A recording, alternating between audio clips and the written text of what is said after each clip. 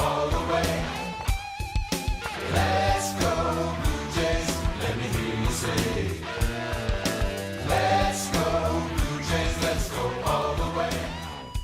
Andrew Sorley, it's Drew Dudley, it's Drew Jays Talk. We're back.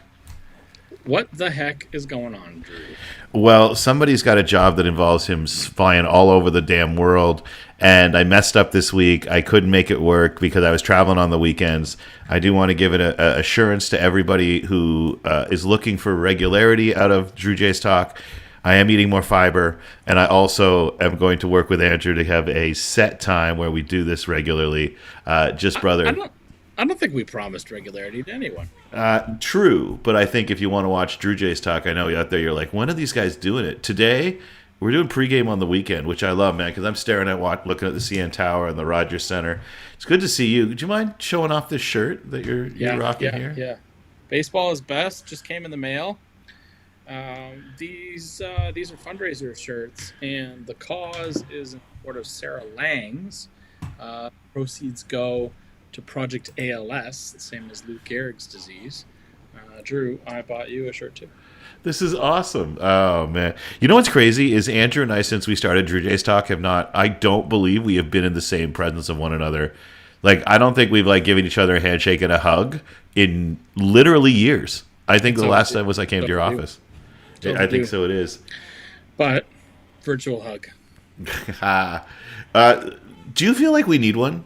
Is it just me, or is this not a good, decent baseball team that's winning about 2 out of 3 of their games over the course of a season, and the sky is falling in upon us? Is it just me, or am I wrong on this? Well, Drew, here's the only reason the sky's been falling is that we had a chance to Drew J talk it up. You've been busy, I've been busy, but folks, we're here, and there's a lot to celebrate about our Toronto Blue Jays. Well, can I kick things off, brother? Please do. All right, so hold on a second here. I'm going to throw up some of the stuff that I have been loving this week, and I just want to point out that this, my friends, ladies and gentlemen, is where I got to spend the majority of this week. I got to rock Oriole Park at Camden Yards. My apologies to my girlfriend, who I just realized now is captured off to the left there. And this, of course, because I understand from our first couple episodes, is what people were really looking for. This is, of course, from Boog's Bar, or Boog's Barbecue. I got to tell you, man, it was pretty amazing. So I just wanted to say that my first thing that I was loving about baseball this particular week is that I got to see it in one of the cathedrals. And I don't even know how to describe it. It does look like a 30-year-old ballpark. It's got kind of that... oh, wow, a lot of the technology that you sometimes see, for instance, when I went out to San Diego or even some of the newer ones. But just, it's the first, right? It's as the kids would say, it was the OG. And I got to tell you, man, I walked all the way around. I visited every section that I can. There's not a bad seat in that ballpark. And I'm pretty certain that Friday night with the Jays win at Camden Yards is the second best night of baseball I've ever had the chance to see. Third best night live. The first is probably the bat flip. The second is probably my Friday night in Boston, where they came back from 9-0 in the second inning. And then just that perfect evening. The game wasn't as spectacular as some of those others, although he had me thinking that I might be witnessing a road no-hitter. But I just want to say to everybody in Baltimore, from the folks who were staff at the hotel right down to the staff at Camden Yards, my friend, I can't say enough good things. Going on the road is awesome, but I got to tell you, you should not eat 2 of those sandwiches. How did it compare to there at the Rogers Center? I haven't tried a lot of the new stuff at the Rogers Center, but I always got to tell you, with the exception of the Snyder's Footlong hot dog, I've never been particularly impressed with the food at the Rogers Center. I also want to acknowledge this. I'm not a guy who loves eating at his seat. Because I've got bosoms and because the midsection juts out, well, it helps to have a spot to act as a table. It's just I gotta wash this thing. That's why I own 6 jerseys. Yeah, so I'm more of a hot dog guy, and that's it. The sandwich was good, but they pile so much meat on it that you have no choice, but you got to find a place to stand and cut it up. Right. That's awesome in a restaurant, my friend. But I got to be honest. If I can't eat it one-handed doing this, I'm not even going to do the image. If I can't eat it one-handed, I don't got room for it at a ball game. I'm sorry. I know that's not popular. Hey, and Mark Shapiro would tell you that they have research that says people don't want to sit in their seats, which I think is that's not the research I like, but I think they are trying to cater. You know what I'll tell you? You had said there that your food was from a barbecue joint stadium. I've never been. What did you call it? Booze? Something? Boogs, like Boog Powell. Boogs. Okay. Boog is big in Baltimore. But was it like an independent barbecue shop, seemingly, or was it Aramark just trying to copy what they do? You know what I mean? I got to tell you this: it tasted better than Aramark, and I've had some Aramark or Marriott, whatever you want to call it. That was my university experience as well. There was a seasoning on the outside of the beef that was dynamite. You could go beef, you could go pork, you could go turkey. And I had to do beef twice because the second time I found like the satellite version. Like outside is where people are lined up from the moment you open the gates. But I found the satellite one inside. I was the last one there because it was a Thursday afternoon game. And she piled it so high, man. Like she's like, I take tips. And I said, I give tips. And she just put another giant scoop on the top. So I only got to do beef twice, my friend. But that sandwich formed a relationship. Oh man, that sandwich formed a relationship that's going to be hanging with me for probably the better 4 months before I knock that off. But where do you want to go next, man? Like, where's your Ballpark dream one? Jays? Yeah. Yeah, well, I'll tell you, St. Louis Cardinals. I have heard just the absolute best about that park, top to bottom. I've heard their fans just know how to watch their ball team and they know how to cheer their ball team properly. Their fans know that your team doesn't always win. They don't boo their players, from what I understand. It's like an actual good fan base that's intelligent. From my perspective, this is a positive show, but I'm disappointed with our what I'm going to say our general fan base. A little bit disappointed lately with some of the booing. Oh yeah, in particular. And it's been a while since we've talked, but Alek Manoah getting booed the day before he got sent down to the Florida Complex League. Not okay with that. Not okay with anyone in Toronto booing any of our players. We're not going to talk about Anthony Bass too much. A lot of people booed Anthony Bass, but that's not for performance. That's for some other things. But booing your own players, I think I boo that. Ooh, you boo the booing. I boo the booing. Yeah, I think we should put more effort into coming up with really cool chants and cheers for our players that we share. Like, Manoah doesn't need to get booed because the only time I've ever wanted to boo a player is when they drag ass out of the batter's box. You know what I mean? Like, and then, or even Vladdy got nailed this year, not running hard out of the box and not getting second, like, which isn't usually his problem. It's the other way around, right? Like, hey guys, we shouldn't go running after the next bag. I don't like booing your own players unless they behave in a way that hurts the team. You know what I mean? And he's not behaving in a way that hurts the team. He's performing in a way that hurts the team. And I think those are two different things. Yeah. So I wish him nothing but the best, especially since the guy gave everything. Like, not everyone gets excited about being drafted to Toronto. Not everyone gets excited about being traded to Toronto. But they all love it when they get here, right? I mean, Stroman's got it still tattooed on his body. And I take Marcus back in a heartbeat, although I don't think he's going to come back to the organization. But I think he still has fond memories of Toronto. And anytime we really need anybody, just send Drake. Hey, man, I had no idea the scope of how famous Drake was. When they named him ambassador to the Raptors, I'm like, oh, come on. He's Wheels from Degrassi. And yet, no, I had no idea that guy actually really can be an ambassador for the city. So, hey, if we got to send him out there to snag in whoever our free agents are, I'm all for it. But I'm with you, man. I'm not big on the booing. Who do you want to celebrate? Well, this is we got a lot of great things. I would be remiss to not pump the tires of our bench supreme utility man who answers the bell, Kevin Biggio. We got to go with Kevin Biggio. Drew, 3-run shot. don't think a lot of people were banking on that. And talk to me. I was because you mentioned that you want to talk a little Biggio when we got things going here. So I was taking a look because me, I always got to be like, all right, well, let's see what he's done for me lately. Sure, And sure. Biggio, in 10 games, what's interesting is he's hit like half of his hits are extra base hits. He's got a 792 OPS, which, believe it or not, is like in the top 5 of the Jays, even though he's hitting 200.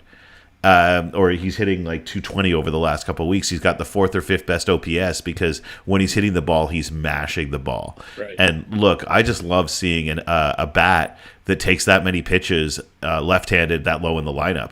And I didn't expect to see that home run there. It completely changed. Honestly, it probably changed the complete complexion of this show. And because let's face it, people were getting ready to rend their garments. I forgot to even mention this, my friends, but it hasn't been 2 weeks. Last time we spoke was 2 Sundays ago. They just beaten the Mets, the Jays, on that Sunday. They took 3 of 4 from the Astros, dropped 2 of 3 from the Twins, which, by the way, was my prediction. The loss to the Twins snapped a 4 straight series victory streak, so they'd won 4 straight series, and they dropped 2 out of 3 to the Orioles. They kick off a series with the 2-1 win last night to the Rangers. So they're 7-5 since we last talked. But Biggio doesn't hit that 3-run home run. We're having a completely different conversation right now. Well, and you could make an argument down there in Camden Yards that he hit another home run that was reviewed. Pardon me. Now they said that they didn't have enough video evidence to overturn it, but I think he hit another home run. Was that a homer? Oh yeah, for sure. Because honestly, guys, from the actual stadium, no idea to tell, and they didn't show a replay in the stadium at all. Was that a home run? Yeah, it looked like a home run to me. Really? And the fact is, it went over the foul pole. It went over the top of the foul pole, Drew. That changes everything too, doesn't it? Right? Because that. Yeah, I think it was 3-1. I think were we down 3-1 at that time, and I think that would have made it 3-2. I think. Now Batista, the pitcher, pretty good pitcher for the beast. He is a tall man. He's a tall and well-built fella. 6'8", 290 something they were saying, and anytime they say 280, it means they're over 300 pounds, right? They're rounding down for Yeah. I've been doing that for the better part of my life too, buddy. I'm a tight 240. Hey, listen, you look good to me. Oh, thanks, brother. Just to tie the knot on Cavan, I mean, I feel like he's undershadowed on this team. He's older than Vladdy, Bichette, Vladdy, Bichette, and who else am I thinking about? Doesn't matter. He's the elder statesman of that tribe. But I mean, his father's Hall of Famer, Craig Biggio, from the Houston Astros. That was a ball player right there, and so you're coming from those roots, and he didn't see. I don't think Cavan saw that instant success that Bo and Vladdy experienced, right? And who am I thinking of? Who's our 4th player who's got a father? It's Cavan, it's Bo, Cavan, Bo, and Vladdy. I'm not sure we've got a 4th. I guess Dalton Varsho now too, but didn't we have a 4th? Oh, I don't remember a 4th one, my friend. Well, Dalton Varsho, his father also played, but anyway, here we are.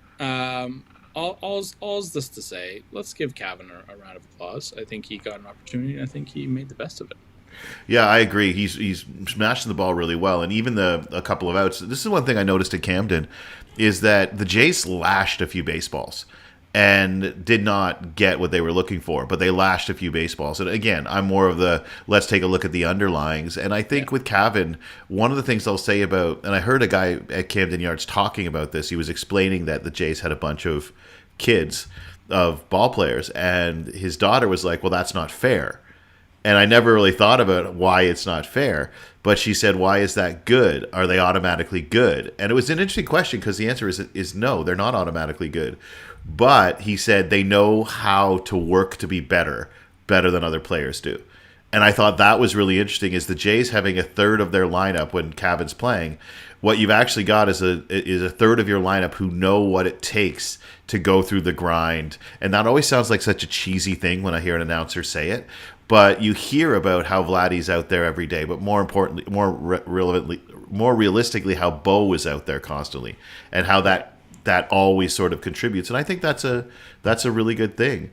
Can I send a shout out, my friend, to the pitching in general? I was expecting you to. Because here's the thing. That Astros series, which seems so long ago now, but they took 3 out of 4 from a really good baseball team who wallops them generally. And in that series, Barrios, Gosman, Bassett, 21 innings, 20 strikeouts, 2 walks. That's it. And and this is just what I want to talk about the pitching here. Because I got a buddy of mine who wrote me when I was on that first night down in Camden, and he said, this is brutal. The pitching is the only reason they're staying alive. They can't hit anything. They're not hitting with runners in scoring position, which is a constant refrain. But look, a couple of things, because this is what this podcast is about, to let me get this off my chest. One, they're only winning because the starting pitching and the pitching is good. Yeah, you think so? Because just a quick little check here. Over the last 15 days, there are 6 members of the Jays staff who have a whip under 1. Eric Swanson has a 0.43. Nate Pearson, who we'll talk about in a second, a 0.71. Under a 1 whip is ungodly. And then they say, well, they're only winning because of the pitching. That's why you build a baseball team. There's 162 games, and you build a baseball team for the 6 weeks where your hitting sucks, the 6 weeks where your pitching sucks, and the 6 weeks when your bullpen sucks. Right. And one of those is going to happen at all times, and you build a baseball team that can deal with one of those 3 things sucking. No team can usually handle 2 of them sucking, but the idea is when people say, oh, the Jays pitching sucks, but their offense is, the only reason they're winning is they're mashing the ball. Yeah, right. That's what good baseball teams do. The Jays are a good baseball team because their hitting can go away for 6 weeks and they still win half their games or 2/3 of their games. Sorry, man. I just wanted to go on a little rant there that when people say the only reason they're winning, I'm like, that is because the team is constructed that way. Every team has to be able to suck for 6 weeks in every department. Well, and even the phrase is awkward. Like, the only reason they're winning, well, that implies they're winning, so just celebrate. Yeah. Be happy. But, let's take a look here, my friend. I know that I love numbers, but Barrios has a .86 through 19 innings and a 1.64 ERA. Trevor Richards is still dropping people under 200. The Jays pitching isn't just a little good. The Jays pitching is really good. And the Jays bullpen, when we add another guy we're going to talk about in a second, isn't just a decent bullpen now. With Swanson, Romano, and Pearson at the back end, hey, you put Jimmy Garcia out there in the 5th, I'm fine with that. Your thoughts, my man? Well, and ideally we're not using anyone in the 5th because that means our starter didn't really get that far. But if we have to, I was looking at the numbers last week and for pitching, and our everyone's favorite Markham, Ontario's own Jordan Romano. He had something like 17 saves, and Class A had, I think, 20 or 21 at the time. Romano, as of right now, has 20. Class A has 21. Knocking on the door is Romano. But what's interesting to me is save opportunities. So Romano has had 23 opportunities and has 20. Class A has 26 opportunities and has 21. So statistically speaking, Jordan's a better pitcher. I mean, is it just me? In that way. Hey, man, and I got to go with this, man. Is it just me, or is Jordan Romano just can't seem to win over a few of the die-hard, I'm not a Jordan Romano guy? I heard a guy say we should be moving Pearson to the closing role and having Romano set up. This is what I don't understand. Everybody out there, Romano has done absolutely nothing to not have full confidence as a closer over the last 3 years. And people on the Jays fandom, quote unquote, ability to not see that he's dominant boggles my mind, man. All the numbers are there. Who are these people? We need to speak to these people. Well, why don't you just listen to Jays talk? No, I don't like doing that anymore. That's why we started this show. I know, exactly, man. But this is the type of thing you hear. You're like, now, it's nice to see people on the Pearson bandwagon because he's going to mess up once and everyone's going to be saying, send him down. But the man's a beast. Like Romano this year's thrown 30 innings. He's got a 1.13 whip, and people are hitting under 225 against him. 37 strikeouts in 29 and a third innings. So that's pretty beastly. But I'm just trying to find where we're sitting with Nate Pearson now, my friend. If just trying to find out where he's at. Well, while you're looking that up, I want people, Drew, we're a positive show. We want to point to all the good.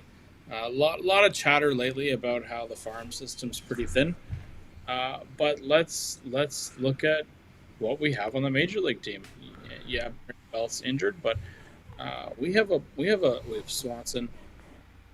We have the aforementioned 102-mile throwing phenom. I want to call Pearson. I want to call him the. No, I know his name. I want to call him the Mono Man. Is that too mean? Well, right now he's the Mono Man, in that everything's everything's one, man. 1.96 ERA. 0.91 whip, 0.193. This is for the year, my friend. This is over 23 innings pitched. He's only given up 16 hits. He struck out 26. The guy's a beast. The guy, which game was it where he came out and he threw 3 straight 102 fastballs up top? It was, he hasn't been like that every time, but that curveball, and he just looks like he owns it out there. Like, is it just me, or he does not look like a guy who's pissed that he's in the bullpen? I don't want to state my love for Pearson, but do you see Nolan Ryan with the speed and the curveball? Like, do you see it?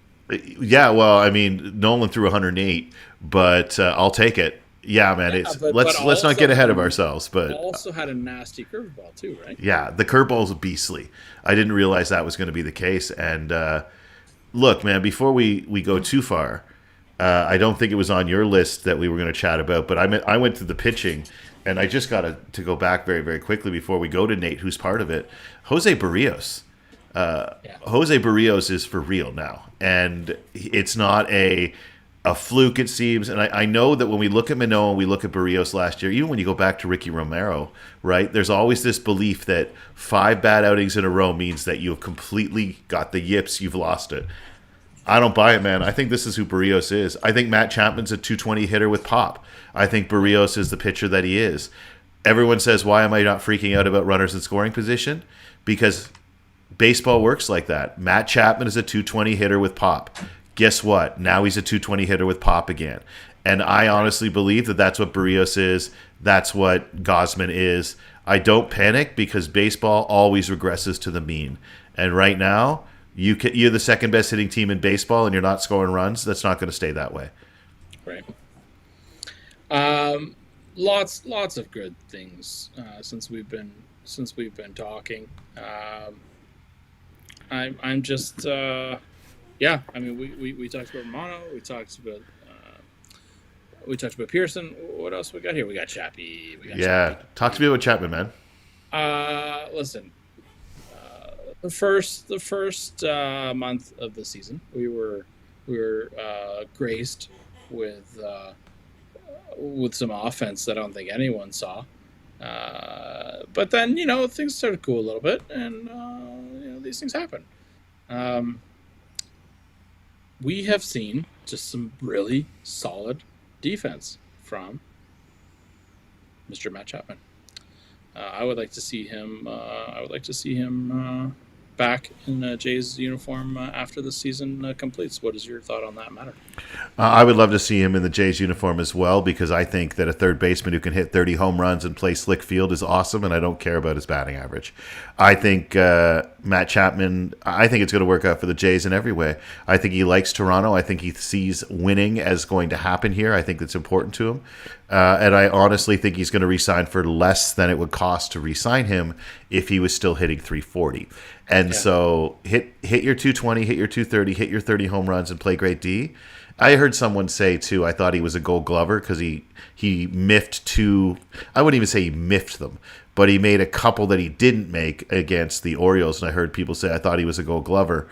And I'm just like, those were not easy plays to make. The man makes all the plays he's supposed to, and a bunch he's not. So Yeah. I think he's going to be less expensive, and I'd love to see him at third base for the Jays long term. Well, obviously he's represented by Scott Boras, so we'll see how that goes. But on the topic of miffing a ball, I was listening to Wilner's podcast, and I had Merrifield on there, and Merrifield had some interesting things to say, Drew, about hustling, and I thought it was worth discussing with you. I don't know if you got a chance to hear that. I didn't know. Yeah, Merrifield effectively said, "Look, like, I'm just going to be honest with you. It's physically impossible to hustle every single time for 162 games. That's how you get injured. Sometimes when we're not hustling, it's because we're just tired. Makes sense. And people don't fully understand what it takes to hustle every single fly ball out, every single ground ball out." I thought that was super interesting to hear. It was the first time I've actually heard some honesty about it, because yeah, I'm a guy that asks for hustle all the time. I just want to see these guys try. But it was an interesting take from a guy who's a veteran in these leagues of baseball. I wonder. I've always wondered too, because I said that earlier. Like, there's a difference between not hustling on a ground ball that there's a 999 times out of 1,000 you're going to be out. There's a difference between hitting one and assuming it's a home run and trotting, or there is a difference there. And so, Pete Rose went out every single time, but probably because he had money on the game, right? So, but he's right. That's how you get hurt. So, and I like that we took the time to say that too, because there are times where I'm like, oh, come on, run it out. But also, like, I'm sitting here today and my back really hurts. I was trying to bend down and pick up the dustpan. And all of a sudden, listen to me be like, "Come on, run it out, Vladdy. It's been 162 games." So yeah, well, you and me both. I mean, Emily and I were up in Barrie, and I actually broadcast from Barrie last time we chatted.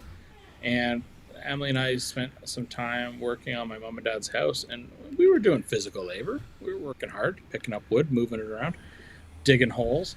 But we're older than the entire. You and I are both older than the entire Jays roster. But the point being, these are human beings, and I'm not giving any excuses, but I think we ought to. Are you older than everyone on the Jays now? When did that happen? Do you remember when that happened?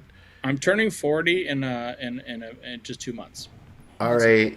Yeah, so you are the oldest. So when R.A. Dickey left the Jays is when I lost my last player who was the same age as I was. So now officially, not only are they all younger than me, but everybody was a hero of mine growing up was also younger than me when I was as well. Yeah. Chapman's struggling at the dish, but he's still.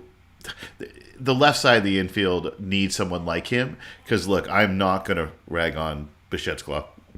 He hits like that. He can drop 1 out of every 3. I just don't care. And anybody who has a problem, he hasn't been. He hasn't. No.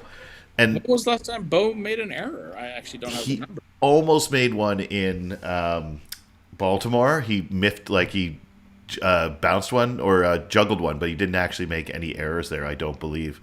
Not wanting to spend too much time here, my friend, but I feel before I forget that we should be mentioning.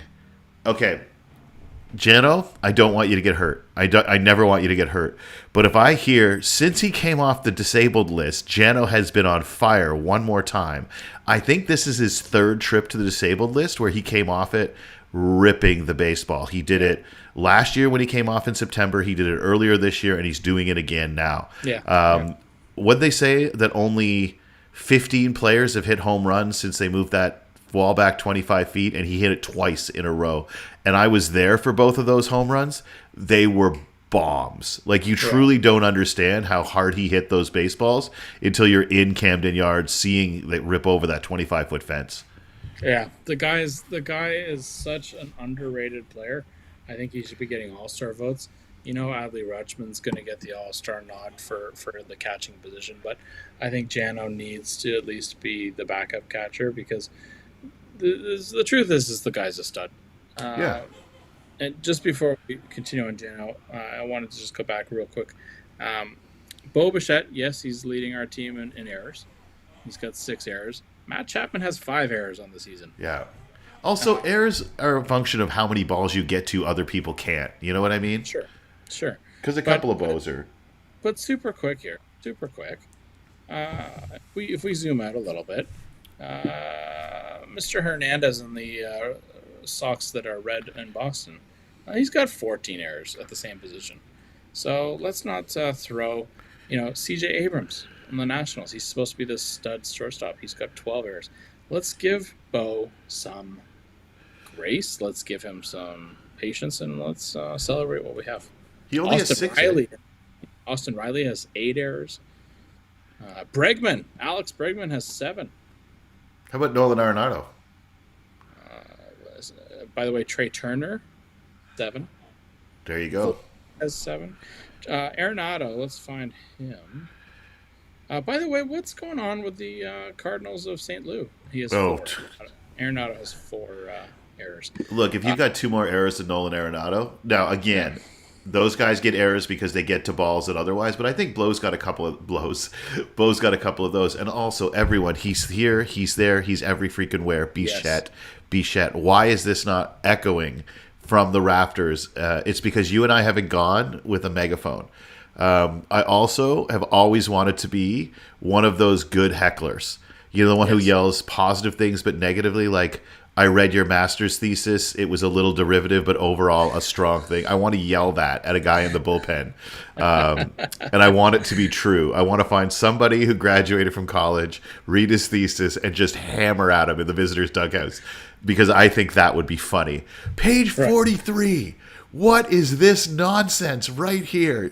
Poorly attributed and well out. And yeah, I've always gotten a kick out of people. If they're going to heckle, they do it right. And I had a pretty good one in Baltimore on the afternoon game. Like, just one of those guys who was funny. Also, apparently, Kevin Kiermaier is very attractive, according to the Baltimore fans seated around me. All right. We have the best looking team in Major League Baseball, apparently. He earned some new fans. What I want to just remind everyone watching is we're doing great, Drew. We're 7 games over 500 right now, and in our division we're 11 games back, and that looks scary. But I think you gotta consider that Tampa is having an unreal season. They still are. They haven't imploded yet. But if our team was in the American League Central, and we say this all the time, we'd be in first game by 4 games. If we were in the AL West, we'd be knocking on the door. We'd be knocking on Texas's door by I think a game and a half or something like that, maybe 2 games. NL Central, first game by 4, and in the NL East and NL West, we'd be just second place. We'd be knocking on the door. And we'd have a better record. We have a better record. People have to realize that this team is doing really, really well, and I heard somebody ask if we're a seller. No, we're not a seller. This is a grind. This is a season that you've got an incredible cast. Where's the weak spot? Like, what would you change in this Toronto Blue Jays right now? Like, obviously you want a 5th starter, but why sell for 5th starter when you've got Hyun-Jin Ryu and hopefully Alek Manoah, one of those 2 options, right? And I've said this before. I don't care about the 5th starter on a team, because for the second half of the season, you got to find a way to win half of 12 starts. Yeah, not a problem, or 15 starts. Second base, someone said it's second base. No, it's not. Merrifield, Biggio, and Espinal are rotating through second base, and Merrifield might be an all-star playing there. I love that we can move guys around the field all the time. We've got Brandon Belt guess who the 5 hottest Jays over the last 15 days by OPS are. Now, Belt sits against lefties, so they've seen a few lefties. But guess what? It's Danny Jansen at 1,300. He's only played 5 games. But it's Brandon Belt at 1,100. And then Dalton Varsho at 876. How's Kirky? How's Kirky doing in there? Kirky, Alejandro? Actually, Alejandro over the last 2 weeks is hitting 256 with only a 275 on base, which is very unlike him. But he's hitting the ball harder. It's funny when you actually look at the numbers and you can see, but Brandon Belt is an excellent all-star caliber baseball player in the middle of that lineup right now. Where's the weak spot on the Jays? The Yeah. Chapman at third base, no, because he's exactly what he's always been. 200 hitter with pop. Bo Bichette's ripping it up. Second base, we have 3 guys who could start, although 2 I think I'd be most comfortable with. Vladdy's a Gold Glover. Our outfield is 3 center fielders. And we've got 4 starters who I believe could have us win every time they go out there. And a bullpen that I'll have to double check, but it's got to be in the top 10 in the American League now, if not the majors. The Toronto Blue Jays can win against any team in a 7-game series. That's all I look at.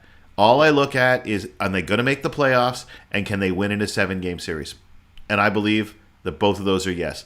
The biggest thing is that the baseball is so good right now that making the playoffs, who knows? But Tampa hasn't dropped 13 out of 15 yet, and they're going to. The Jays are 13-7 since they had that players only meeting. That's 2/3. You know what I mean? I get it that every now and then they drop it. I don't understand what people are looking for. 800 ball. I'm sure if you listen to Tampa Bay's radio, they're talking about how it's unsustainable, how we all have to prepare for them to come back to earth. I really love talking to you because it reminds me what fandom's about. Yeah, and I just wanted I brought up the Cardinals a minute ago, but the Cardinals are supposed to be World Series contenders. The Dodgers are supposed to be World Series contenders. Right now, as of today, the Dodgers are in second place in the West, but St. Louis Cardinals are the last place team in the National League. If they were in American League, they would be the second last team. That's a team with Paul Goldschmidt. That's a team with Nolan Arenado. You got a young rookie in Jordan Walker. Oh, he's good, eh? Oh, he's fantastic. How is it that the Cardinals are in last place, right? So if they don't have a catcher anymore? Yeah. I mean, tip your hat to Yadier Molina, but I thought they got Contreras. Didn't they get Contreras? Yeah, but now he's not even catching anymore. Oh, okay. Go ahead. Well, I was going to ask you this, brother, before we wrap it down, because I'm with you. I hear you. What do you think's going to happen now? We've got because guess what? Here's the other thing. Remember how it was 30 and 31 days, 30 and 31 days? This is we're really going to see what the Jays are made of. The Jays are over 500. So we've seen what they're made of, and this is what's going to happen this week. We've got 2 more against the Rangers. Man, this is a good baseball team, and I love watching how good Marcus Semien still is. Mm-hmm. But we've got 3 against the Marlins, a day off on Thursday, and then 3 against the Athletics.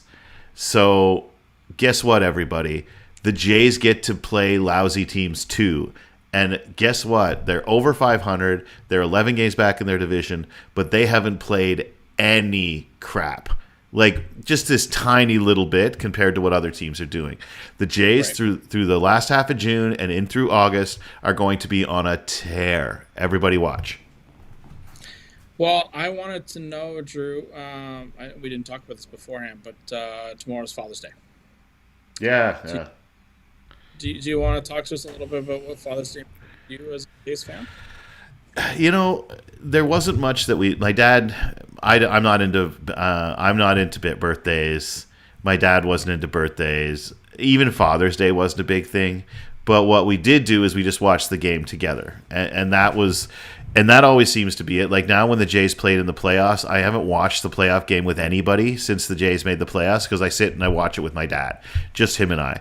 So I'll be honest, man. Baseball and Father's Day and the Jays to me have always just been John McDonald hitting that home run on the day just after his first day back after his father passed.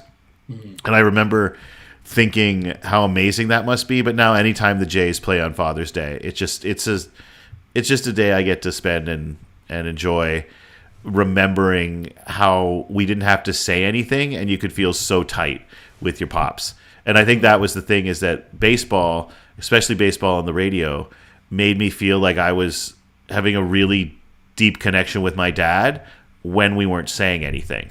And it's continued to do so. So I've been thinking a lot about him this week. I really have. And thinking a lot about that last day, that last game we went to, where it was Jerry Howarth was nice enough to come out and chat with my dad. A great experience as well.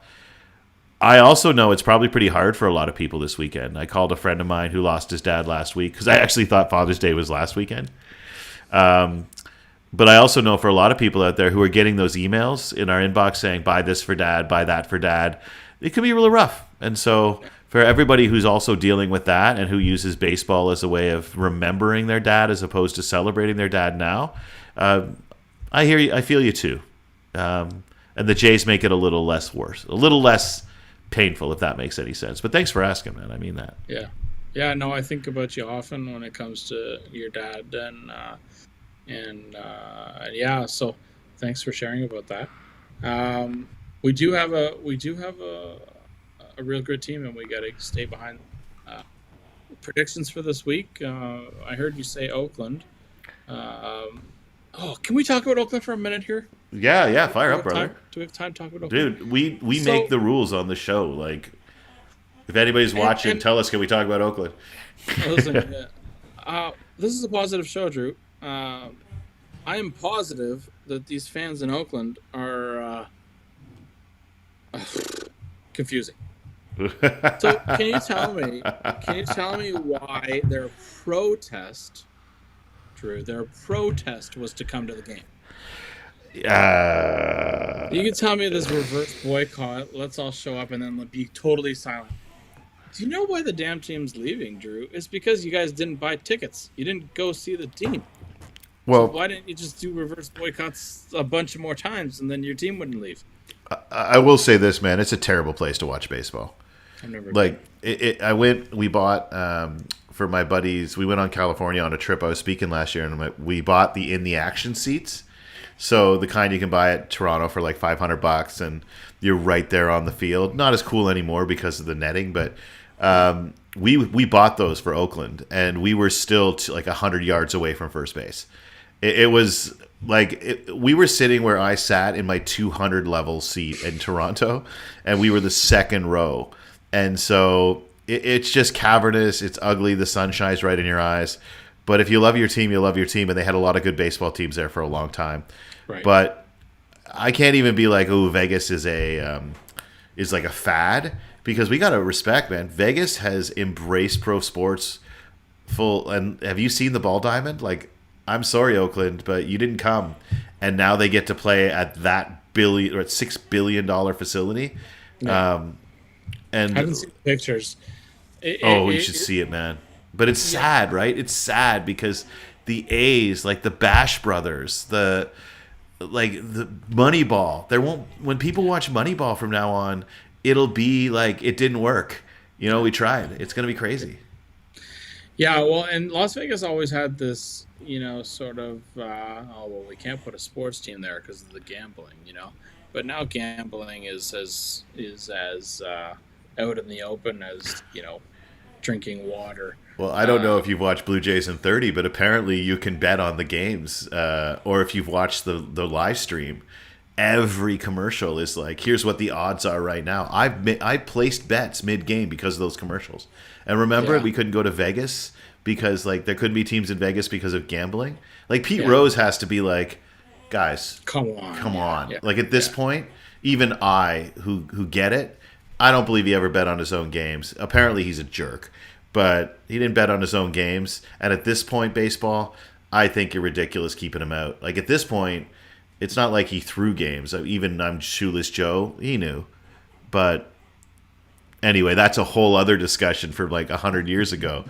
But yeah, man, I'm sad on behalf of Oakland. At the same time, I think it's good for baseball because I think Las Vegas is good for professional sports. I mean, the Stanley Cup champion Las Vegas Golden Knights are good for sports. Yeah, Emily reminded me that there's still hockey this past week, and she was just like, "What? Like, why is there hockey?" And it's baseball time. So, congrats to the Golden Knights, but it's baseball time. Hey, the Rays are next. We both know the Rays are next. And how heartbreaking is that? Because it's the exact same story as the Oakland A's. Really smart people running a really good system that nothing but respect for the people. I'd hire someone from Tampa Bay every chance I got and be like, try doing that, but with actual money. Right. But it's sad to watch, but I don't know, man. The Expos were good, but I went and sat in one game at Olympic Stadium, and I can understand you can't put professional athletes and professional baseball in those places. So, Yeah, yeah. that being said, I went and saw an exhibition game of the Jays up in Montreal. And actually, Bichette played in that game. with Okay. the little plate seats. Did you sit on the Yes. plate seats? Oh my Yes. gosh! And then they snap up directly into your groin every time you stand up. I was like, this is not a great design. The week ahead, Drew, we got Oh, yeah. we got Miami, we got Oakland. How has Miami been doing lately? I don't even. I'm gonna look that up. I'm going to tell you straight up, man. They're going to win. They're going to win six. They got 6 games here between now and the next time we probably talk. If we talk next Sunday, so it'll be 2 Rangers, 3 Marlins, 3 Athletics, and I think they're going to take 5 of 6. I think they're going to take 1 of 2 from the Rangers in the next 2 days, and they're going to take 5 of 6 from the A's and the Marlins. Well, I'm here for that. We're in on every game, Drew. Yeah. That's what I love about this team. I think we every time we go into Texas, even though it's been a few years, I just feel like we gotta, defend Jose Bautista's honor. So yeah, I want to see them I just want to see them show the Rangers who's boss. So let's you know what, Drew? I'm gonna say it. We're gonna start a winning streak here, and we're gonna show Texas who's boss. We're gonna show Miami who's boss. We're gonna show. You know what? I'm gonna pull a Thomas Reeves here. 7-game winning streak. A 7-game winning streak. All right, I'm writing it down here. Okay, starting yesterday. So they're not losing between now and the next time we talk next weekend. It's gonna be a glorious week. Well, my friend, you're a glorious man. I'm looking forward to chatting and texting all through the course of this week. Go check out the ALS Foundation. Sarah Langs, she's a sports broadcaster and raising money for ALS. Got you a shirt, like I said. I really appreciate that. And Dan Schulman's a big fan, that's for sure. That's how we heard about it. We heard about it. Yep. Like Dan was a big fan of this particular person. So, yeah. Well, my friends, this is going to be amazing. The Rangers are a great team, but so are the Jays. I had so much fun going to see them in Baltimore. My love to the Baltimore fans. I will say this. I think it's because we're Canadian and weird, but with the difference, or not weird, exotic to the Americans. I will say that with the exception of Seattle, they love it when we're there. Like I was treated, you always worry you put on the other jersey. Never anything but the best, man. Everywhere I go, but Baltimore, they love their ballpark, and they act as if they're ambassadors for their ballpark, and they're the same way at Fenway, and I think that's cool. That's awesome. But I also was told that it's really fun to come up here, and I think that I try to keep that in mind because I travel so often to go to other games. I think we should treat people in the other jersey like it's awesome when they're like, "Welcome to Baltimore. Welcome to Baltimore. We hope you have a blast," and that you lose. Classy. Yeah. Let's do the same. Anything else you want to talk about, brother? Or are we done for the week? Tip of the cap to you, Drew. Tip of the cap back. Yep. Have a good week. Much love, everybody. Talk soon. Peace.